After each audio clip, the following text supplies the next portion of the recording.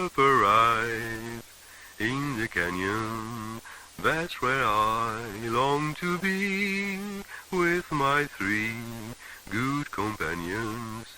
Just my rifle, pony and me. Bonjour à toutes et à tous, ou bonsoir, ça dépend de l'heure à laquelle vous allez découvrir cette émission. Aujourd'hui, nous allons parler d'une série qui s'appelle Twin Peaks. Et il est inutile, et je n'aurai pas l'outrecuidance de présenter la série Twin Peaks, vu qu'elle est mondialement connue. On dit Twin Peaks et on sait c'est quoi. Et on a même celles et ceux qui n'ont peut-être pas vu beaucoup de films de Lynch, mais qui connaissent Twin Peaks, c'est ce qui est assez incroyable. Et à côté de moi, il y a Pacôme Thielman, que je ne présenterai pas. Bonjour Pacôme. Pacôme est extrêmement connu. Non. Il a écrit... Si. En tout cas, sachez Pacôme que c'est vraiment, pour moi, vraiment, je suis très très content que vous ayez accepté cette conversation et qu'on puisse discuter de Twin Peaks autour de 3 essais qui avaient été... on va en parler de ça, mais voilà, je prends appui sur ça. Il y a 3 essais sur Twin Peaks. La main gauche de David Lynch, Exégèse de la Black Lodge, La substance de ce monde. On va parler de ça, on va prendre appui là-dessus, on va parler de la série Twin Peaks. Et encore une fois de plus, je vous remercie vraiment d'avoir accepté cette possibilité de converser autour d'une série qui, à mon avis, n'a pas donné encore toutes cette solution. Et j'ai envie de vous dire, on s'en fout un peu. Il ne faut pas qu'elle donne de solution, cette série. Alors, je voudrais commencer par une petite question très bête, très simple. Est-ce que très souvent, quand on parle d'une série qui a eu un rapport très fort avec le spectateur, on dit souvent, on n'en est pas sorti indemne. Est-ce que concernant Twin Peaks, la phrase idéale serait de dire, on ne veut pas en sortir indemne de cette série? Peut-être. C'est vrai que elle crée une relation extrêmement passionnelle avec ses spectateurs. Bon, il y a eu des réactions de rejet sur le premier Twin Peaks comme sur la saison 3, mais pour ceux qui se sont attardés dessus et ceux qui l'ont vu, souvent ils ont eu besoin, ils ont eu envie, ils ont senti la nécessité de le revoir et de le revoir encore. Et elle est tellement remplie à la fois de charme et d'énigmes que non, bien sûr, on est comme appelé par elle à y travailler. Voilà. Appelé par elle à y travailler. Alors, c'est très bien ce que vous dites parce que pas plus tard qu'aujourd'hui, vous avez écrit, en tout cas, vous avez publié un article, un texte sur votre blog, sur l'un de votre blogs qui s'appelle Le Livre sans visage. Et dans ce texte, c'est récent, c'est vraiment aujourd'hui là. L'enregistrement c'est ce matin. C'est ce matin. L'enregistrement est effectué le 22 avril pour que les gens aient un aperçu. Et avant de vous retrouver, j'ai lu ce texte et permettez-moi de lire juste un paragraphe où il est mentionné Twin Peaks. Et ça, c'est vraiment très drôle. Vous dites, alors donc c'est un texte quand même que je contextualise où vous parlez des séries de votre vie et de la manière que vous avez eu à les regarder, à les questionner. Et puis il y a un moment, il y a un paragraphe où vous dites, et puis ce fut Twin Peaks de Mark Frost et David Lynch, Lumière des Lumières, c'était en 1991, et 30 ans plus tard, l'émotion, la passion, l'obsession même restent inchangées, même si mes outils pour l'aborder ont évolué. Twin Peaks est sans doute une des choses, entre parenthèses, choses que j'ai le plus aimé, qui m'a le plus inquiété, que j'ai le plus questionné. J'ai revu Twin Peaks si souvent que je m'étonne encore d'y découvrir des choses nouvelles aujourd'hui, et pourtant c'est le cas, ça n'arrête pas. En 91, je pensais me retrouver face à une des grandes énigmes de notre temps, en 2021, je le pense toujours. Et comme toute énigme, elle possède une dimension oraculaire que l'on doit continuer inlassablement à interroger, à questionner, à mettre en regard de notre existence présente. Qui trouvera Judy sera peut-être en mesure de protéger la possibilité de l'existence spirituelle des catastrophes écologiques, économiques, politiques à venir. Mais que veut dire trouver Billy? Et qui sait ce que David Lynch se prépare à nous montrer encore? Il y a une phrase que je trouve incroyable, c'est vous dites Twin Peaks est sans doute une des choses que j'ai le plus aimé, qui m'a le plus inquiété, que j'ai le plus questionné. C'est le qui m'a le plus inquiété, moi, qui me perturbe. comment une D'accord. série peut nous inquiéter? Alors, je vais juste raconter ou Ouais. recontextualiser ma perception de Twin Peaks à l'époque de sa diffusion, 91-92, lorsqu'elle est diffusée en France sur la 5, sous le nom Mystère à Twin Peaks, que d'abord elle est diffusée à 20h30 en prime time et que à mesure que ça avance, enfin en gros juste après la résolution de l'affaire Laura Palmer, il la bascule en deuxième partie de soirée, puis en troisième partie de soirée. Et le dernier épisode, il est diffusé mais très très tardivement après un très très long reportage de Jean-Claude Bourré sur les pompiers. Moi à ce moment-là, donc j'ai 16 ans ou j'ai 15 ans, entre 15 et 16 ans. Et j'attends avec impatience ce dernier épisode, le dernier épisode où Dale Cooper, le héros de la série, un héros qu'on a appris à connaître et aimer profondément parce qu'il est profondément bon, parce que c'est un personnage d'agent du FBI qui est incroyablement spirituel, non violent, plein d'amour pour les autres personnages. Enfin, il a une douceur, un caractère juvénile inouï. Et il est à ce moment-là pris au piège de son ancien collègue, Wyndham Earl, qui enlève son actuelle amoureuse, Annie Blackburn, et qui part Mhm. avec elle dans ce qu'on appelait la Black Lodge, donc une espèce de cercle présent dans la forêt de Ghostwood de Twin Peaks, un cercle de 12 sycomores. On passe dans les coulisses du monde et là, on ne sait pas du tout ce qui peut se passer. Et donc, on suit Cooper dans ce dernier épisode. Il y a quelque chose de très inquiétant dès le début. On sent qu'il est déjà transformé. On sent que son attention pour la Black Lodge dépasse son désir de justice ou sa volonté de sauver Annie. Il a une fascination pour ce lieu. Il rentre et là, alors, on rentre dans une séquence qui dure 15 minutes, 20, peut-être, ouais, 15 minutes, entre 15 et 20 minutes sur 40 minutes. Hein. Très, très longue séquence dans la Black Lodge, entièrement tournée à l'envers, donc avec des personnages qui parlent avec les souffles des voix inversées, à l'issue de laquelle, je spoil, mais c'était il y a 30 ans, donc désolé Oui, les gars, franchement, là, je ne peux pas faire d'effort, bien sûr. à l'issue de laquelle Cooper est enfermé dans la Black Lodge, sort à sa place un doppelganger qui contient donc l'expression du mal dans cette série, qui est Bob. Et ça s'arrête là. Et ça s'arrête là. Et c'est, je crois, la première fois, c'est pas la première fois que je voyais un film qui terminait mal ou un livre qui terminait mal. Je crois que c'est la première fois que je voyais une série qui s'arrêtait si mal. Et alors que quand même tout était plus ou moins dans la perception classique d'un spectateur amené à une résolution heureuse. Et là, on est sur une résolution qui est dramatique, tragique. Alors évidemment, on peut considérer que c'est un cliffhanger, mais un cliffhanger qui tient sur 30 ans, bon. Hein, donc on est laissé là avec quelque chose dans lequel on s'est investi et en même temps on nous dit bah, tout a raté.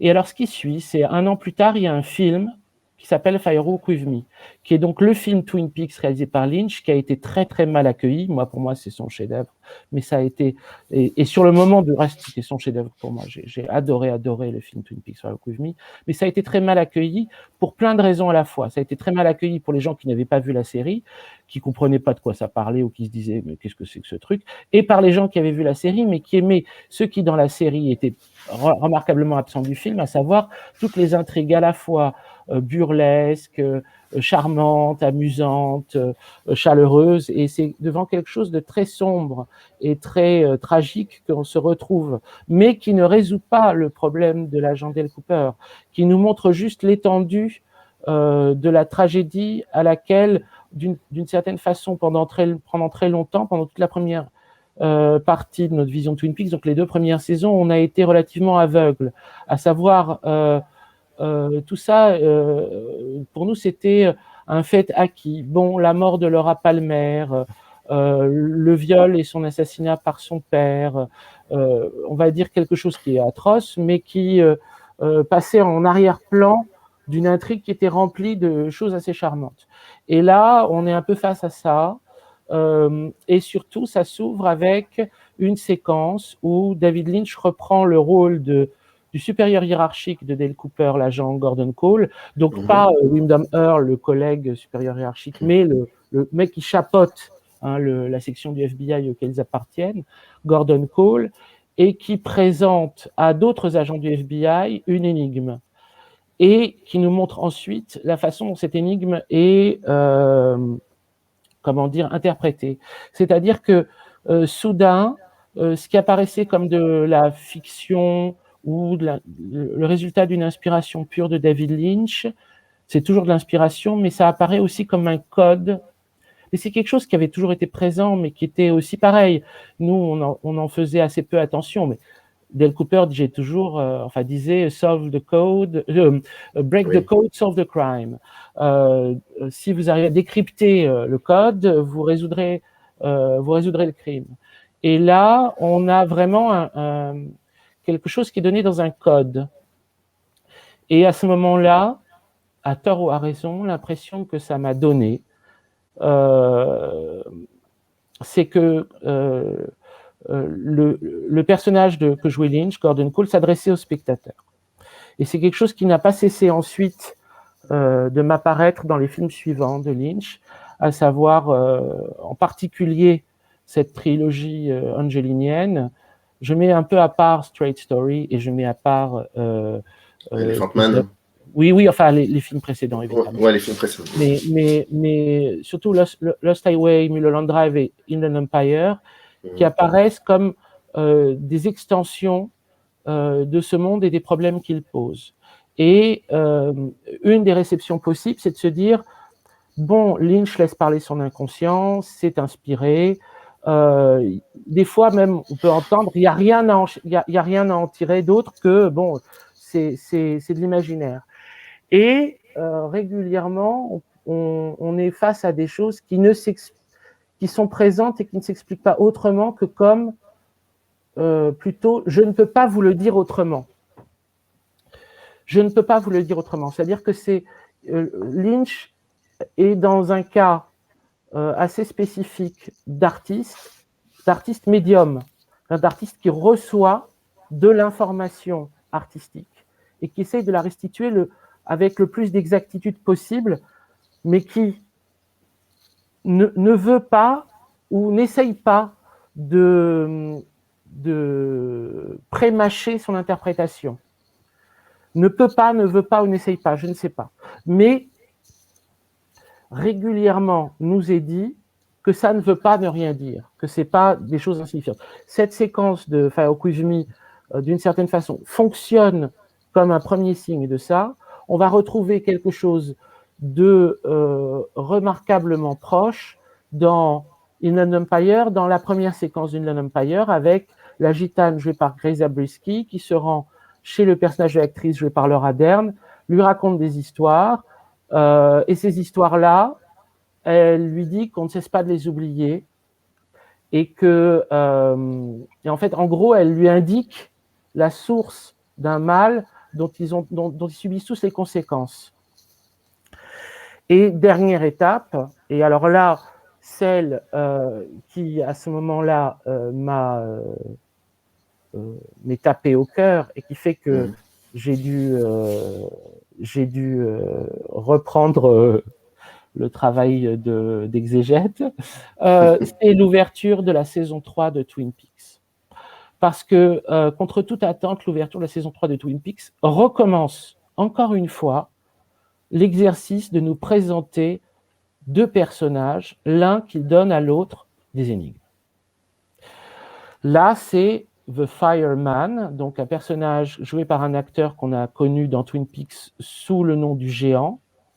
Le fait que les personnages changent ou d'identité ou de nom, et ça c'est vraiment très ambigu dans le cours de l'élaboration de Twin Peaks, c'est un sujet à part entière. Là, The Fireman dit à Cooper, il dit exactement, écoutez les sons, c'est dans notre maison maintenant, cela ne peut plus être dit à haute voix maintenant. It cannot be said aloud now. Qui est quelque chose de totalement analogue à la position que Lynch avait déjà dans Firewalk With Me en tant que Gordon Cole, quand il donnait une énigme à ses agents. Mais là, c'est plus Gordon Cole. C'est-à-dire qu'il ne s'agit plus ni du cinéaste, ni du supérieur hiérarchique du FBI. Il s'agit d'une figure qu'on identifie comme appartenant déjà à l'autre monde et fonctionnant comme un intermédiaire entre un monde supérieur ou un monde divin et le monde matériel. Et ce qu'il nous dit, c'est, en écoutant les sons, c'est dans notre maison maintenant. Et ça, c'est une phrase qui est supposée nous inquiéter beaucoup, à savoir que le monde spirituel est en train d'être lui-même corrompu par une matière ténébreuse, qu'on identifiera dans la série plus tard à Judy, à tort ou à raison, mais en tout cas, c'est les déductions qu'on peut en faire. Et même ça, enfin, le fait qu'on ne sache pas exactement fait partie de l'opération même de Twin Peaks, puisque de toute façon, cela ne peut pas être dit à haute voix. Donc, le fait qu'à aucun moment, mais à aucun moment, la saison 3 ne permet jamais de totalement relier A et B, jamais. Que ce soit par la succession des séquences qui est régulièrement, la narration est mise à mal avec des séquences dont on voit très bien qu'elles ne se situent pas dans la même temporalité. Il y a des séquences qui arrivent un peu trop tôt, un peu trop tard. D'autres, on se demande si elles appartiennent, même dans les spéculations, il y a des gens qui se demandent si elles appartiennent au même espace-temps, puisque quand on arrive à la fin de la série, Cooper transforme le passé. Est-ce qu'il y a des séquences de ça? Bon, c'est abyssal. Mais que ce soit dans des chaînons logiques simples que la série se refuse de faire, mais que le spectateur peut faire dans l'intrigue policière, par exemple. C'est-à-dire que dans la multiplicité des narrations qu'il y a dans la saison 3, il y a quelque chose qui s'apparente à une intrigue policière avec des agents du FBI qui enquêtent sur un meurtre qui a lieu dans la ville de Buckhorn. Buckhorn est une autre ville imaginaire, comme précédemment Twin Peaks et Deer Meadows. Elle fonctionne encore comme un de ces double de Twin Peaks, et Buckhorn qu'on découvre assez peu dans le South Dakota, qui contre toute attente est dans le nord des États-Unis, c'est le Dakota du Sud, mais ça reste le nord, donc c'est un double de Twin Peaks, une espèce de ville industrielle, peut-être même, on ne sait pas trop si elle est liée à l'industrie du bois, mais enfin bon, en gros, une ville assez comparable à Twin Peaks. Il y a un meurtre très mystérieux, et il y a des agents du FBI qui déboulent, c'est Lynch à nouveau, Gordon Cole, c'est le médecin légiste Albert Rosenfeld, et c'est une nouvelle agent du FBI, Tammy Preston, commence une enquête, et là, dans le cours de cette enquête, il y a quelques éléments que le spectateur peut vraiment recoller facilement, mais qu'à aucun moment on lui souligne. Par exemple, il lui est présenté dans la première épisode de longues séquences à New York avec une boîte en verre qui est observée par deux jeunes personnes, Sam et Tracy. Sam est le mec qui est supposé surveiller ce qui se passe dans cette boîte en verre, si quelque chose apparaît ou pas. Tracy est une jeune fille qui est attirée par Sam et qui trouve des petites astuces pour essayer de le rejoindre afin qu'il puisse make out. Et en fait, il make out devant la boîte et il y a une forme qui sort de la boîte et qui les tue. Tout ce qu'on sait de cet appartement new-yorkais, c'est qu'il appartient à un milliardaire très secret et très puissant et qu'on ne sait rien. Et à un moment dans la série, Tracy amène à Gordon Cole et à Albert Rosenfeld une photo qui est tirée des premières caméras qui avaient été posées sur la boîte. Et sur cette photo, on voit un homme dans une blouse blanche, sans doute un scientifique, qui parle avec le doppelganger de Dale Cooper. C'est tout. Bon, on a compris, enfin, en gros, sans souligner, on a compris que le doppelganger est le milliardaire mystérieux. Il n'y a pas vraiment d'autres, il n'y a pas d'autre moyen de relier ces trucs. Et donc, c'est à lui qu'appartenait cette boîte. Mais même ça, ils ne le disent pas, ils ne le soulignent pas. Et ça, je veux dire que c'est une règle dans toute la saison 3. C'est-à-dire que même les choses les plus simples que comprend le spectateur, il les comprend par lui-même. Et alors après, on va sur des choses plus compliquées, où là, on est plus dans le doute. Mais enfin, l'ensemble de la série se donne sans les bases élémentaires de simplification que nous donne d'habitude une fiction. C'est vraiment, je crois, en soi, unique. Et c'est une des choses qui génère de l'inquiétude, parce qu'on est toujours dans le doute. C'est une série sur laquelle on ne peut jamais se fixer.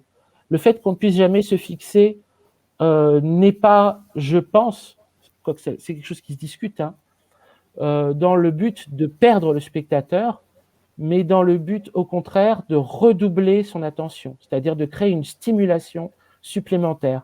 Si on lui prémâchait les choses, ce serait acquis, et puis une fois qu'il obtiendrait le résultat, ce serait fini. Il y aurait eu une résolution, c'est réglé. Le fait que ce soit pas réglé, ça l'obsède. Donc, du coup, il en tire des déductions qu'il n'aurait pas tirées si les choses étaient réglées. Et puis après, il y a la possibilité que ce ne soit même pas un acte volontaire.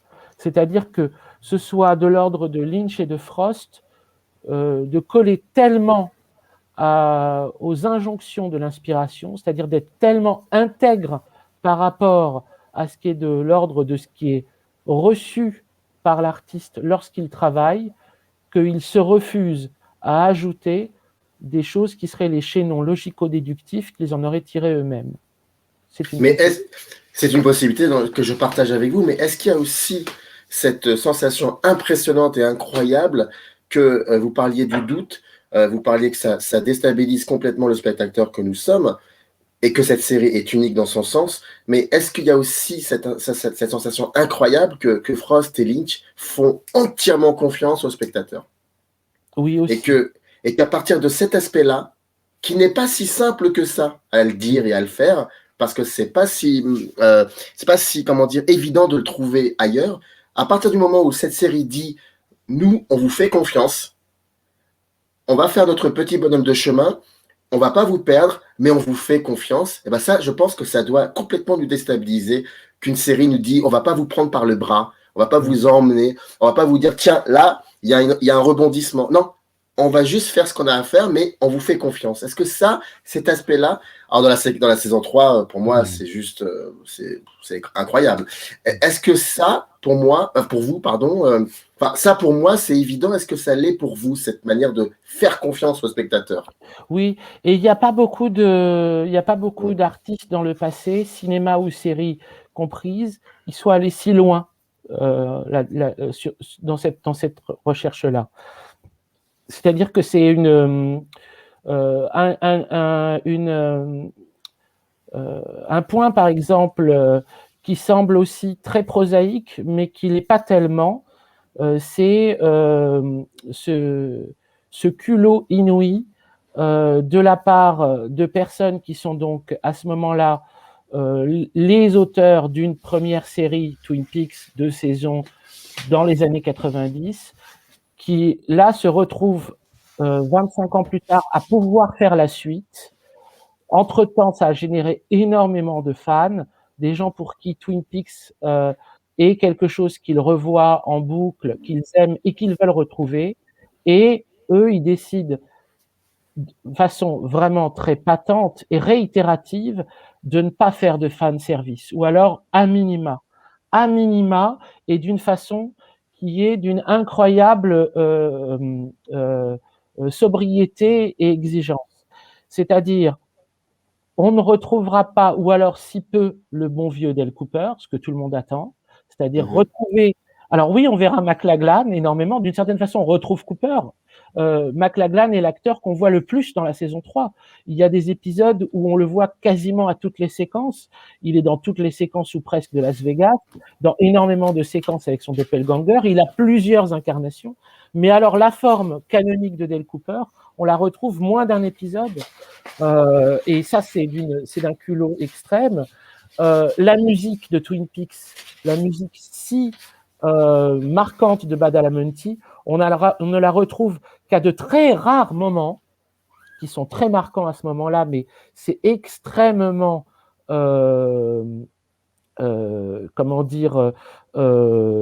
choisi. Et c'est des moments qui sont des moments d'une grande intensité dramatique, mais c'est moins d'un par épisode. Donc c'est vraiment... Et ça va comme ça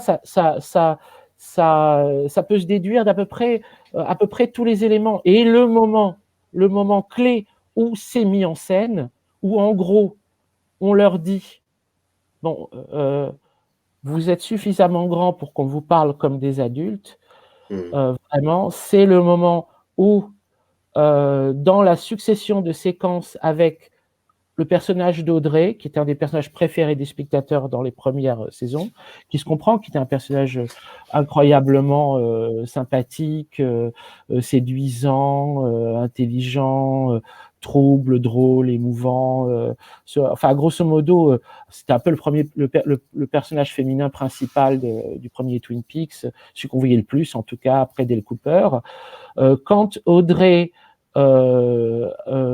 intervient dans la saison 3, c'est dans des séquences qui sont très très difficiles à assimiler pour le spectateur, qui semblent ne renvoyer à rien de connu par rapport à Twin Peaks. À un moment, elle finit par atteindre le Roadhouse, et là, on a la voix du MC qui dit « Et maintenant, Audrey's Dance ».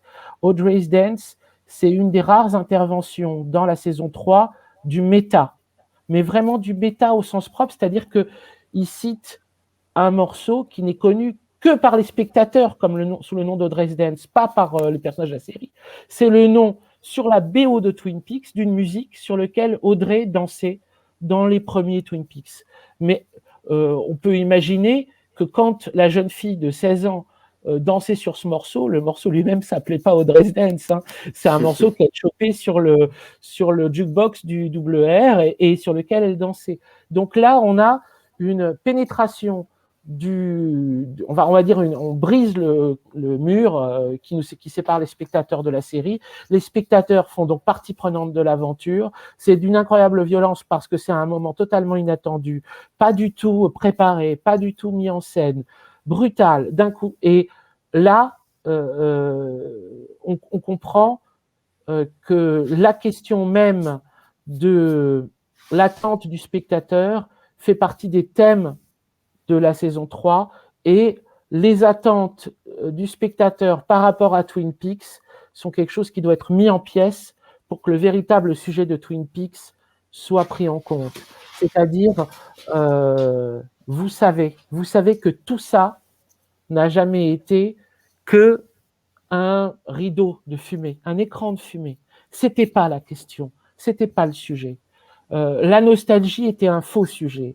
Le recherche d'un âge d'or était un faux sujet. Le véritable sujet, c'est la puissance incroyable des forces ténébreuses et la manière dont elles ont détruit jusqu'à notre imaginaire. Et c'est de ça dont on va devoir parler, et c'est de ça dont parlait cette saison 3, dont parlait tout Twin Peaks, sur lequel il va falloir vraiment passer à une vitesse supérieure parce que non seulement la planète est en danger, ce que raconte la saison 3 tout le long, parce que la saison 3 a un subtexte politique et écologique qui est, criant, ce que n'étaient pas du tout les premiers Twin Peaks. On peut dire que les premiers Twin Peaks n'avaient pas cette dimension politique. La saison 3 l'a en permanence, réitérée par les discours du docteur Jacobi, redite par le personnage de Jenny à Las Vegas, nous sommes les 99%, etc., etc. Bon, il y a une dimension politique, économique, écologique, sociale qui est sans cesse remise en avant, mais elle se double d'une dimension métaphysique ou spirituelle, à savoir que ce phénomène n'est pas qu'un phénomène politique, c'est aussi un phénomène spirituel. Le monde spirituel n'est pas indemne de la catastrophe planétaire. Il est lui-même, il peut lui-même être atteint, et donc du coup on ne peut pas on peut dire d'une certaine façon l'imaginaire a toujours été notre porte vers le monde spirituel. Il y a une porosité entre l'imaginaire et ce que Henri Corbin, à la suite des grands penseurs de l'islam et des grands penseurs ésotériques type Sohrawardi, Ibn Arabi, même Avicenne, a appelé l'imaginal. Le terme le terme musulman est le à la Malmitale, si je ne dis pas de bêtises, et le terme de Sohrawardi est Motolmo Alakwa, et la traduction qu'a proposé Corbin est monde imaginal, ce qui veut dire que le monde de ce qu'on appelle l'imaginaire en réalité est le monde de l'âme. Et donc, les imaginaires ne sont que les traductions que nous faisons des événements de notre âme. Donc, cela qui semblait préserver des aléas de notre existence dans le monde matériel, en réalité ne le sont pas. Et c'est la principale parole du Fireman au début de la saison 3. C'est dans notre maison maintenant. C'est dans notre maison maintenant. Moi, je le traduis comme ça.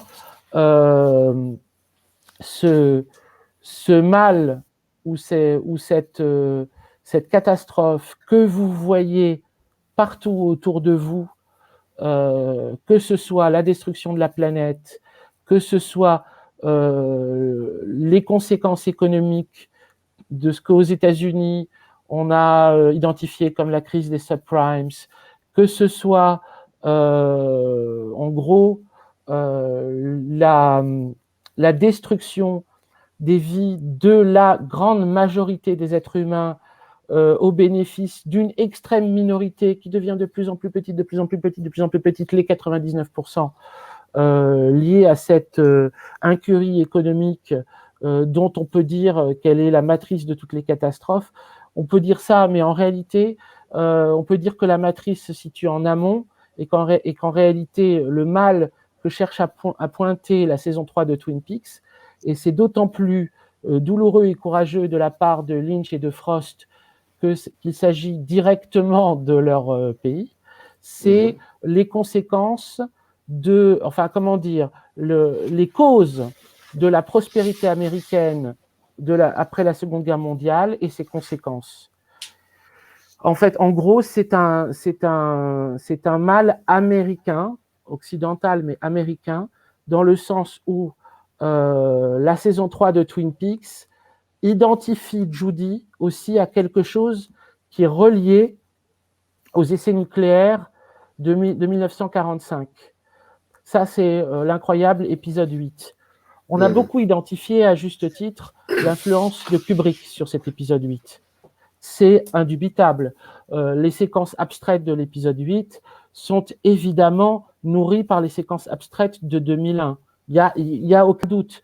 Ligeti est ici remplacé par Penderecki, mais on a la même impression. À un moment, on quitte ce qui est proprement rétinien, observable par le spectateur, racontable, et on rentre dans des abstractions qui sont pour l'un l'infiniment éloigné, pour l'autre l'infiniment petit, se mêlant à l'infiniment grand. Et c'est en rentrant dans la source de la bombe atomique qu'on passe ces espèces d'états, et elles sont illustrées au son par le Frenodi pour les victimes d'Hiroshima de Penderecki, ce qui associe ces essais nucléaires à la véritable bombe lancée sur Hiroshima.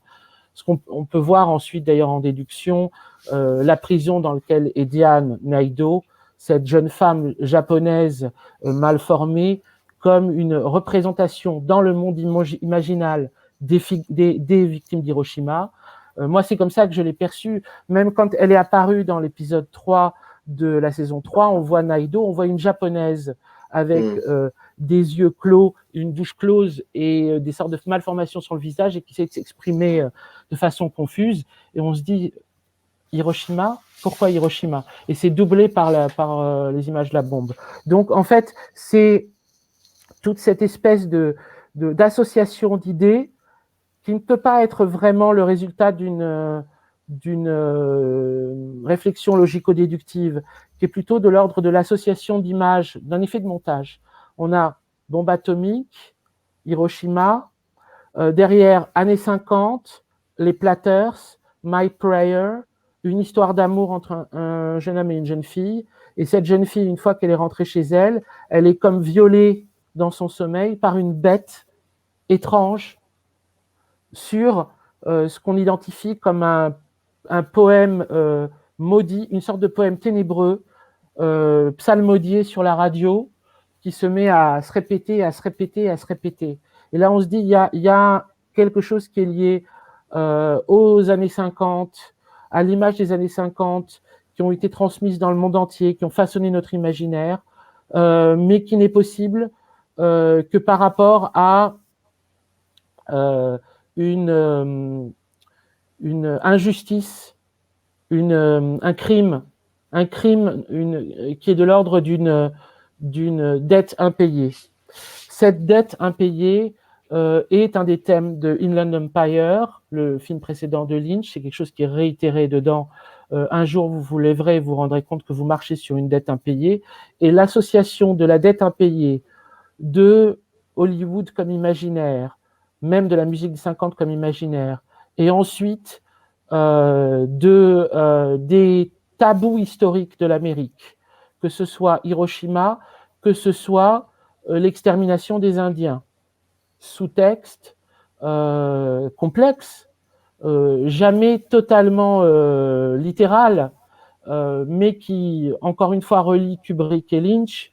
On sait que dans Shining, la présence, qui est un truc aussi de Stephen King, hein, la présence du cimetière indien, etc., c'est quelque chose qui est un sous-texte imaginaire puissant du récit d'horreur et donc des actions des personnages américains. Donc, c'est-à-dire qu'en gros, le crime passé produit une trace, une empreinte qui ne s'efface pas.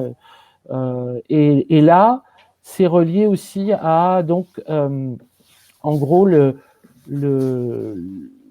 ces deux conséquences que sont, des histoires d'amour maudites dès le départ, le sycamour, et deux, le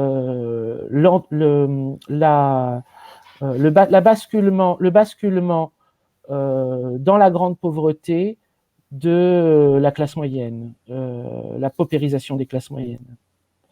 Mais est-ce que oui, pardon, est-ce que non, je vous en prie, oui. Parce que vous aviez donné un texte le jeudi 9 octobre 2014 à l'Institut supérieur de l'automobile et des transports à Nevers, et c'était exégèse de la Black Lodge.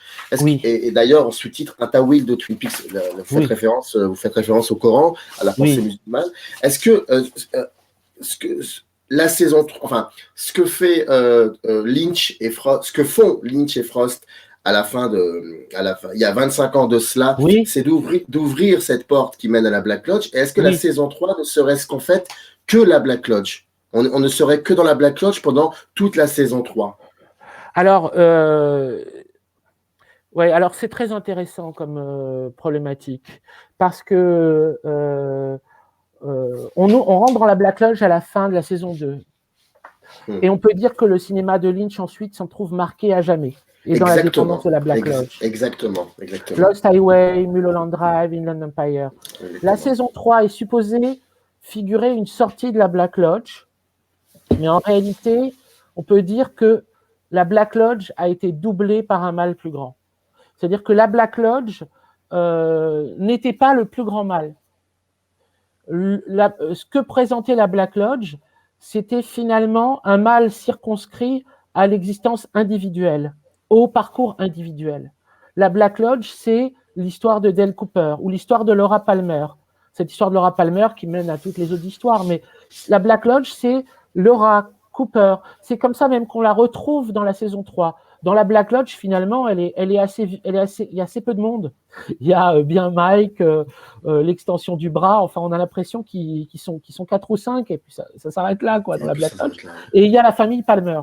Enfin, il y a Leland et Laura. Mais on peut dire qu'il y a l'histoire individuelle qui avait été identifiée a finalement été associée ou reconduite à l'histoire collective. Et ce qui apparaissait comme l'apolitisme du premier Lynch, c'est quelque chose qu'on l'avait beaucoup reproché. Hein. Moi, c'est pas forcément ce que je pense. C'est quelque chose auquel je me confrontais souvent. même en 91, 92, même encore en 95 ou 96, très souvent, on disait, même dans le milieu des étudiants en cinéma, etc., Lynch a un côté un peu, on disait, il a un petit côté conservateur. Et ça, c'était à cause de l'image des années 50. C'était aussi le fait, qui est tout à fait juste d'ailleurs, que dans la série Twin Peaks, il y avait presque que des blancs. C'était un univers bizarre. Je me souviens pas de cette critique-là, de cet aspect-là.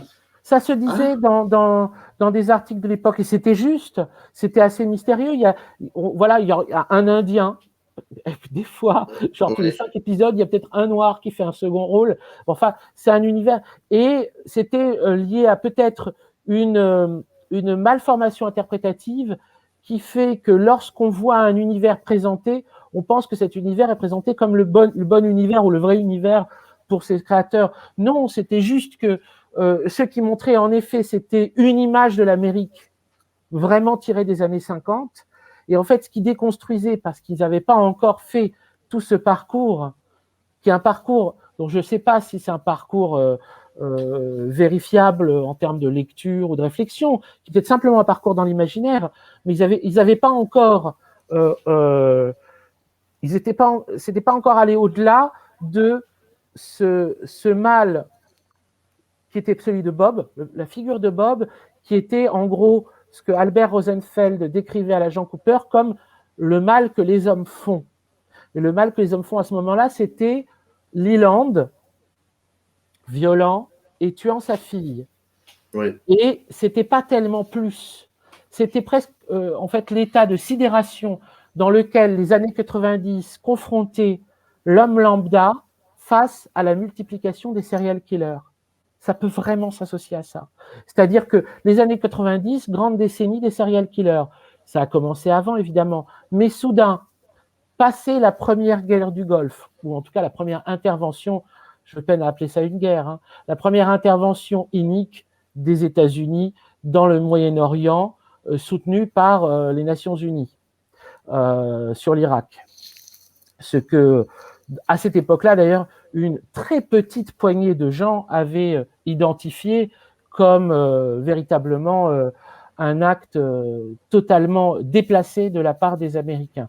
Pourquoi ? Parce que Saddam Hussein avait envahi Koweït, que donc c'était un acte proscrit par la Charte des Nations Unies, mais la conséquence de ça et la façon dont ça s'est fait, j'ai été très frappé longtemps après de lire les interviews que Zappa avait données à cette époque-là, où il était Frank Zappa. Frank Zappa sur une ligne complètement différente de la plupart, même des musiciens américains qui avaient repris Give Peace a Chance, qui était pour un règlement pacifique du conflit. Zappa identifiait clairement le truc à la question du pétrole, et donc derrière en gros l'alliance contractée depuis fort longtemps entre les États-Unis et les pétromonarchies du Golfe, qui faisait en gros que les États-Unis se mêlaient de ce qui les regardait pas. C'est dans leur intérêt de se mêler de ce qui les regardait pas. Ça les regardait économiquement, mais ça les regardait économiquement pour des très mauvaises raisons. Bref, je ferme cette parenthèse. C'était un moment. Et après, on rentre dans les années 90, c'est vraiment le tout début. Et après, mais c'est un lien, pardonnez-moi, excusez-moi, monsieur Tchellman, mais c'est un lien avec la saison 3, ce que vous êtes, la parenthèse que vous venez d'ouvrir a un lien avec la saison 3. Donc, ça n'est pas qu'une parenthèse. Non, parce que je suis persuadé que finalement, le pétrole a aussi une relation avec le liquide noir étrange que portent les Woodsmen dans la saison 3. C'est des hommes recouverts de pétrole, évidemment. Enfin, tout ça apparaît comme ça saute aux yeux dès qu'on l'associe. Évidemment que c'est des hommes recouverts de pétrole. C'est les Woodsmen, en réalité, c'est les affidés de cette substance ténébreuse qu'est le pétrole, et qui avait été identifié comme tel par pure vision prophétique. Bon, ça va faire peut-être bizarre pour les spectateurs, c'est très long, ce que je vais. C'est des longues parenthèses. C'est passionnant. Vous voyez, par manie, dans les premiers siècles après Jésus-Christ, quand il décrivait le prince des ténèbres comme une substance noire, grumeleuse, qui est proche du liquide, mais qui est en même temps un liquide un peu solide et qui se retrouve dans les fins fonds de la Terre et qu'il ne faut pas sortir.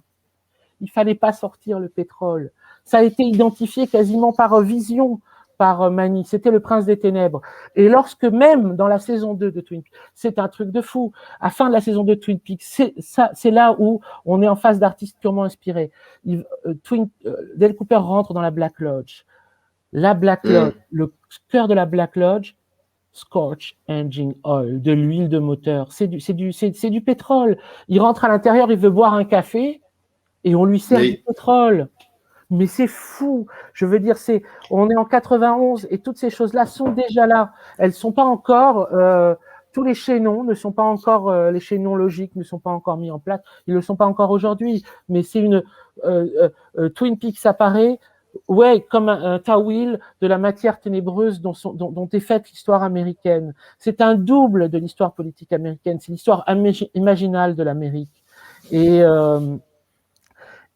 du coup, les raisons pour lesquelles on peut s'en trouver obsédé sont légitimes, parce qu'on peut dire que c'est l'histoire imaginale de nous autres qui vivons en Occident et qui ont été, on va dire, nourris par les images mêmes qui ont été tirées de cet univers. Ce serait mentir de dire que j'ai pas été nourri en grande majorité par des fictions américaines, des musiques américaines, etc. Alors, comme tout le monde, comme tout le monde. Et à l'intérieur de celle-ci, il y a un mélange, comme dirait Manny. Manny, c'est vraiment l'histoire du mélange, le mélange des énergies lumineuses et des énergies ténébreuses. Il y a toujours des éléments lumineux. Il y a toujours des éléments lumineux. Il y a une grandeur du cinéma hollywoodien, il y a aucun doute. Il y a une grandeur même du western. On peut dire quand même malgré tout qu'il naît de ce qu'il y a de pire, qui est l'extermination des Indiens. Des Indiens. Voilà. Mais il y a une grandeur du western. Il y a une grandeur du rock. On peut dire être une musique de l'appropriation des musiques noires par les blancs, mais il y a une grandeur du rock aussi. Je suis très content de vous entendre dire ça. Enfin. Voilà. Et il y a ce avec quoi il se débat, qui est la matière ténébreuse historique, politique, sur lequel il s'agit d'être clair, parce que à mon avis, une des raisons pour lesquelles on en est là aujourd'hui, comme dirait un chroniqueur, pourquoi on en est là aujourd'hui ? C'est tout ça, c'est l'aveuglement sur l'histoire collective.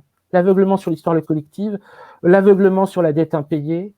Ça a été incroyable l'année dernière de voir que la pause lors des épisodes liés au Covid, il y a eu les mouvements Black Lives Matter aux États-Unis à ce moment-là, qui étaient si forts.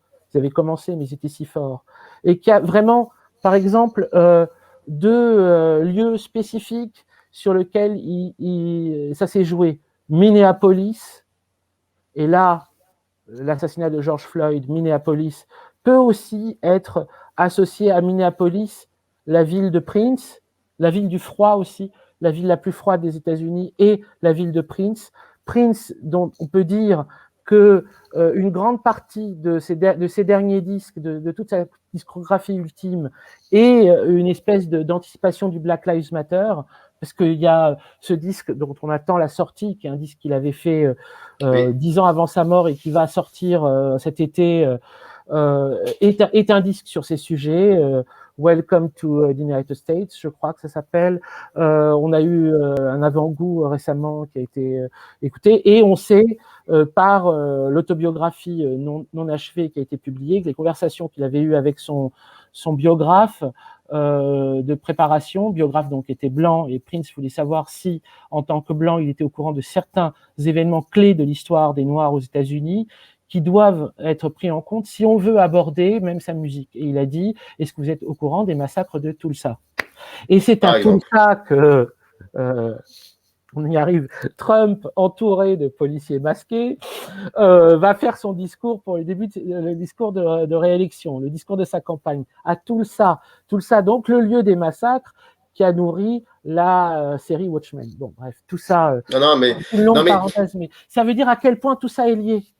tout ça est lié, mais avant de revenir à ce que vous disiez, l'Amérique adore regarder les autres, voire même parfois s'emparer de la culture des autres. Il y a des films incroyables sur ça, mais l'Amérique n'aime pas qu'on la regarde et surtout n'aime pas se regarder elle-même. Et la saison 3 de Twin Peaks, c'est l'Amérique qui se regarde elle-même. Est-ce qu'elle a eu cette distance pour se regarder elle-même? Vous parliez de courage de Frost et de Lynch, mais j'en suis d'accord avec vous.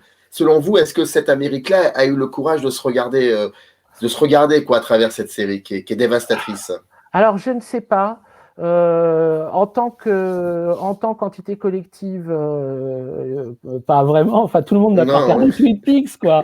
Mais dans quelle mesure la saison 3 de Twin Peaks est un phénomène qui est à associer non seulement à ce que je vous disais, Black Lives Matter, mais également à évidemment la personnalité de Bernie Sanders, l'émergence d'une figure comme celle de Bernie Sanders aux États-Unis, parce que c'est quand même assez unique de voir quelqu'un qui, comme Bernie Sanders, partage aussi peu du roman national américain. Il partage très peu le roman national américain. Ça devait être un des seuls démocrates qui s'était opposé aux interventions dans le Moyen-Orient. Un des seuls qui soit extrêmement courageux sur la question palestinienne, etc., etc. Et donc, une figure comme Bernie Sanders, à mon avis, n'était probablement pas pensable auparavant. Ça veut dire que l'air de rien, justement, la paupérisation des classes moyennes, des phénomènes comme Occupy Wall Street, l'espèce de sentiment partagé d'être les 99%. Ces éléments-là ont amené, en tout cas, on va dire, les possibilités d'une prise de conscience. Il n'est pas certain qu'elle se fasse, loin de là. Le temps presse, c'est probablement trop tard, c'est toujours trop tard, on peut dire, de toute façon, les choses sont toujours trop tard. Et puis, on sait, enfin, l'histoire quand même nous a montré que la conscience des oppressions du passé ne nous préserve pas d'injustice future, et que l'histoire des humains, c'est quand même l'histoire de personnes qui ont subi des injustices, puis qui les font subir aux autres. On n'a pas de, comment dire, on n'a aucune assurance d'une possibilité de type optimiste. Par contre, on a des possibilités qui nous sont données à travers un certain nombre de phénomènes politiques, mais aussi de fiction, mais aussi de types d'artistes des 10, 15, 20 dernières années. Et c'est un phénomène qui ne s'est pas tari, une source qui ne s'est pas tarie, d'impression quand même qu'un regard nouveau pouvait être pris sur une vaste section de l'histoire récente et moins récente. Un autre regard pouvait être pris sur ce qu'avaient été les États-Unis, ce qu'ont été les États-Unis. Une certaine rupture avec le roman national, une rupture qu'on aimerait beaucoup en France. Enfin, moi, personnellement, que je souhaite. mais ce qui est intéressant, et j'avais jamais pensé à cela, c'est pour cela que les déclinaisons spirituelles et réflectives du cinéma restent toujours passionnantes, mais c'est vrai qu'après qu'il y ait ce doppelganger, donc Bob, le cinéma de Lynch, il y aura une répercussion sur le cinéma de Lynch, oui. et je trouve que Lynch finalement reste un cas à part unique dans l'histoire mondiale du cinéma, à savoir que c'est quelqu'un qui sait exactement ce qu'il fait, mais qui assure réellement une œuvre. C'est-à-dire qu'il fait Twin Peaks se finit de cette manière, et ben de cette manière-là, la porte s'ouvre, il y a une autre pièce, c'est la Black Lodge dont vous parlez, et c'est tous les films qui arriveront après qui seront de cette Black Lodge.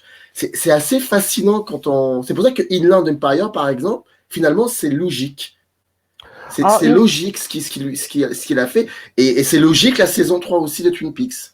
Ouais. De façon assez surprenante, c'est parce que je me suis retrouvé un moment à travailler vraiment de près sur Inland Empire.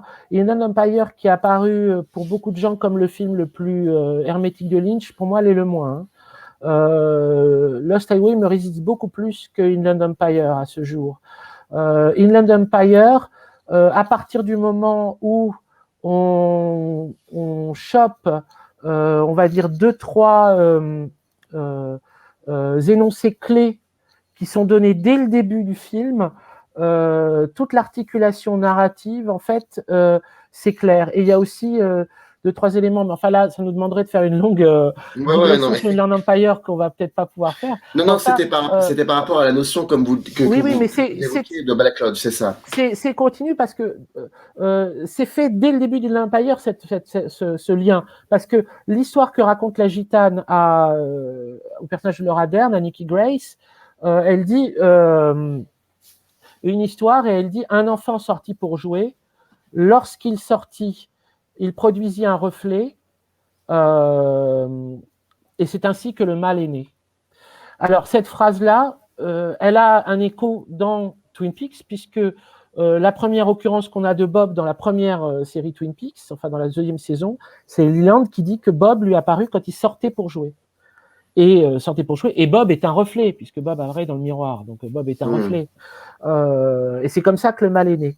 Et donc, c'est étonnamment, dans Inland Empire, on a cet élément qui fait le lien. Un autre élément qui fait le lien dans les 3 films, c'est la présence des rideaux rouges à des endroits clés. La chambre des héros dans Lost Highway. C'est pour ça que le film m'est un peu plus obscur à ce jour, c'est-à-dire que la dépendance de la Black Lodge avec la chambre nuptiale est quelque chose de complexe à analyser, avec l'univers du porno, etc. Quoi, ça s'explique à mon avis, mais ça prend un peu de temps. Et dans Mulholland Drive avec le Silencio, Hollywood, Silencio comme le centre de Hollywood, centre final de Hollywood, Inland Empire, c'est ce lieu étrange qui s'appelle Axon et qui est à la fois un spectacle de burlesque, un commissariat, le lieu du psychanalyse, un royaume étrange de fonctionnement et de circulation des mondes. Et donc ces 3 films ont une dépendance avec les rideaux rouges. Et ces rideaux rouges, finalement, on va retrouver dans la saison 3, dans la Black Lodge bien sûr, mais l'alliance avec ces 3 films va vraiment se rejouer puisque dans Las Vegas, à chaque fois ils apparaissent aux personnages comme ça. On a cette petite image comme une petite flamme avec les rideaux rouges qui apparaît de la Black Lodge et qui indique des choses au personnage de Cooper dans sa, on va dire, la recherche de son anamnèse, la recherche de retrouver son identité. Et l'autre élément qui les relie, c'est Sycomore comme adresse. Et c'est dans Lost Highway où on dit, on donne comme adresse Sycomore Avenue est donnée dans Lost Highway. Alors on pourrait dire c'est une fois, etc. Ouais, mais dans la saison 3 de Twin Peaks, à plusieurs reprises, dans les différents lieux dans lesquels les personnages vont évoluer, on va indiquer une adresse à Sycomore. L'adresse à Sycomore, c'est un passage vers la Black Lodge. Donc du coup, ça fait que Lost Highway, en effet, a une porte vers la Black Lodge, est une dépendance de la Black Lodge. Bon. on pourrait continuer énormément, mais c'est ça. Je vais vous poser une dernière question et je sais que j'aurais voulu vous en poser davantage, mais peut-être un autre jour on se retrouvera. On peut en faire autant vous voulez. Voilà, mais juste une dernière question parce qu'il y a quelque chose d'essentiel que d'ailleurs vous évoquez dans le livre qui je sais plus où je l'ai mis. Voilà, moi je suis dans la Black Lodge aussi. Il est là dans les 3 essais, il y a quelque chose de fondamental, c'est le fait que ça soit une série télé, c'est la télévision. Et j'aimerais avoir votre avis là-dessus. Est-ce que Twin Peaks, la première partie, on va dire saison 1, saison 2, contrairement à la saison 3, est-ce que Lynch et Frost donnent une dimension, une dimension narrative de la fiction avec Twin Peaks? Est-ce qu'il y a une véritable dimension narrative de la fiction? Est-ce que ça ne pouvait pas fonctionner si ça ne pouvait pas fonctionner que dans la télévision, que dans cette lucarne, cet esprit de télévision. Oui, je pense. Je pense qu'en tout cas, le fait que ce soit une série télévisée a amené des coordonnées narratives qui ont rendu Twin Peaks possible. Et alors, évidemment, le premier Twin Peaks, il y a cet aspect extrêmement feuilletonnant de type télévisuel, avec des intrigues amoureuses qui se croisent, s'entrecroisent, des éléments de soap, des éléments de policiers, des éléments, etc. La série, l'intérieur de la série, Invitation to Love. Mais même, évidemment, la configuration de la Black Lodge, bon, ça... évidemment, ça se discute, mais pour moi, la Black Lodge ressemblait à un plateau de télévision avec, on dirait vivement dimanche de Michel Drucker. Il y a un invité principal, ou alors, évidemment, il y a les talk-shows de la télévision. Il y a toujours ces deux fauteuils et un fauteuil. Alors là, il y a un fauteuil de l'invité principal, Dale Cooper, le fauteuil du avec son café. Voilà, son il y a toujours un petit café. Il y a toujours le café. Il y a le présentateur. Le café. Qui est l'homme d'un autre endroit, voilà, ou du pétrole. Et il y a les invités, c'est les gens qui connaissent, qui viennent et qui vont discuter avec l'invité. Et puis il y a même la pause musicale avec Jimmy Scott, etc. Pour moi, ça ressemblait à un plateau télé. Après, évidemment, il y a d'autres extensions dans la saison 3. Et la saison 3, à mon avis, se pense, sans le dire forcément, mais de toute façon, c'est les coordonnées dans lesquelles elle est sortie, plus comme un produit Internet que comme un produit de lucarne. Produit Internet, et à mon avis, c'est ça. Ça, c'est pas moi qui l'avais identifié la première fois, c'était une super chercheuse en série télévisée qui s'appelle Claire Cornillon. Claire Cornillon avait dit l'image de la télé qui est cassée au début du film Twin Peaks, enfin, With Me, renvoie bien la télé dans laquelle Twin Peaks diffusait. La boîte en verre de la saison 3 renvoie à l'ordinateur dans lequel Twin Peaks va passer. Cet ordinateur sur lequel on attend de voir apparaître quelque chose. Cet ordinateur sur lequel, sur les réseaux sociaux, on essaye de suivre les récits de nos vieux amis. On suit le périple de Jerry Horn comme on suivrait un fil Facebook. C'est-à-dire, Jerry Horn, on voit son périple, on se dit, on est incapable de l'aider, on se dit, putain, mais il est où, là? Ouh là là, il a l'air perdu, lui. On sait pas trop. Ou alors, Audrey, elle nous parle de quoi, Audrey, en ce moment? C'est qui, Billy? C'est quoi, Tina, Paul? Je sais pas ce qui lui arrive, la pauvre, elle a l'air d'aller mal. Puis on passe à un autre poste. Et il y a ce truc-là, il y a cette espèce le caractère, on va dire, non relié narrativement, des intrigues de la saison 3 rappelle la façon dont notre monde aujourd'hui est constitué, composé, la façon dont on voit notre propre environnement, notre propre communauté d'amis, elle est,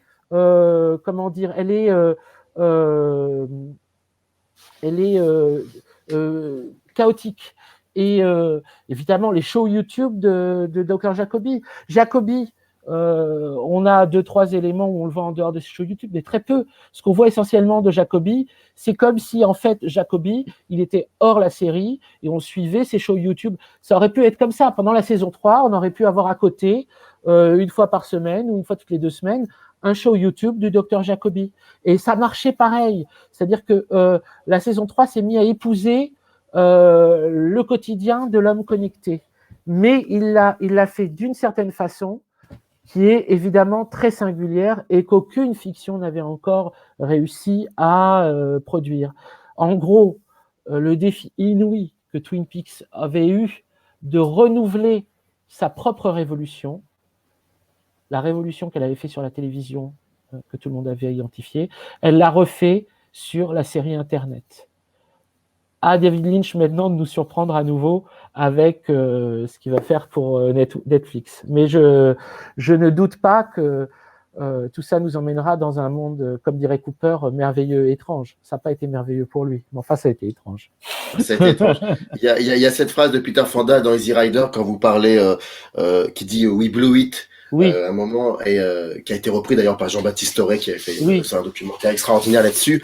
We blew it, hein, c'est par rapport aux réseaux sociaux, par rapport à comment c'est perçu. C'est vrai, vous avez entièrement raison. C'est vrai que la saison 3, pour des raisons qui à un moment pour moi étaient inexpliquées, et vous m'avez éclairé, c'est une saison en fait qui ne peut être vue par le cadre de l'ordinateur et non pas par le cadre de la télévision. Je ne sais pas pour quelle raison, mais là vous venez de m'éclairer. C'est vrai que c'est une série pour l'ordinateur. C'est pas une série c'est une saison pour l'ordinateur, mais c'est pas une saison peut-être pour la télévision, ou alors c'est compliqué, c'est bizarre. En fait, on peut voir des séries télévisées au cinéma, on peut voir même probablement la saison 3 au cinéma, mais ses coordonnées initiales, sa narration, n'appartient pas à la narration de l'homme assis dans une salle de cinéma.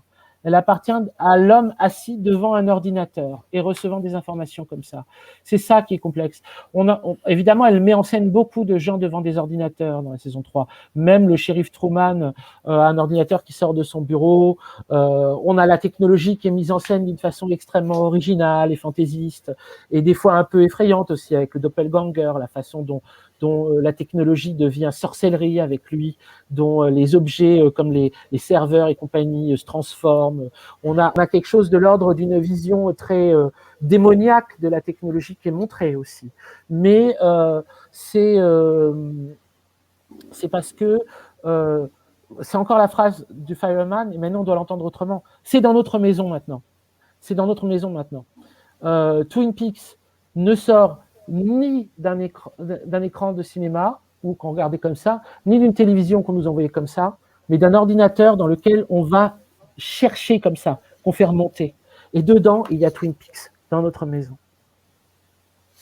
Paco Mtielman, je vous remercie beaucoup. Merci à vous. Je ne peux pas dire on va s'arrêter là parce que c'est pas possible, on peut pas s'arrêter.